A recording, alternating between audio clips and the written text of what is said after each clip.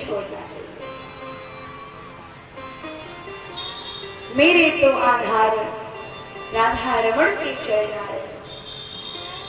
तो कुंती ने कहा भगवान मैं तुम्हें सब कुछ दे दूं, लेकिन विपत्ति मैं नहीं दे सकता।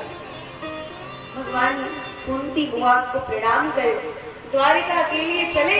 उत्तरा दौड़ती हुई आई, प्रभु मेरी रक्षा। हाँ नाथ हाँ रमण हाँ नैना विराम हाँ हाँ तदाद भगवतांसी पद शोर में मेरे गर्भ चले जा रहे हैं।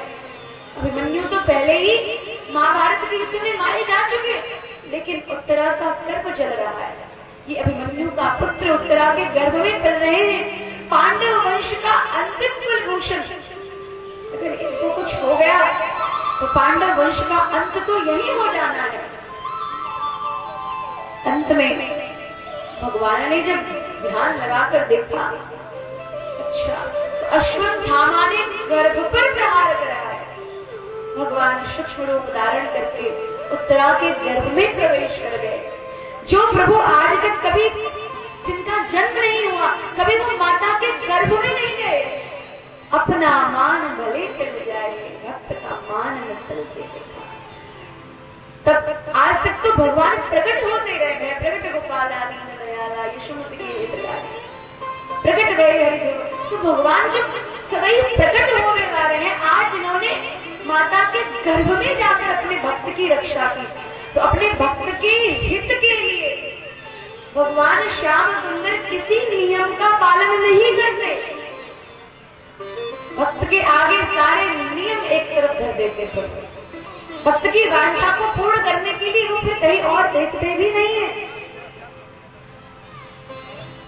उत्तरा के गर्भ में शिशु की रक्षा की और अब पांडवों के साथ कहा चलो भैया, एक भक्त राज है जो हमारी रक्षा हमारी प्रतीक्षा कर रहे हैं, चलो चल करके उनका दर्शन कर लो।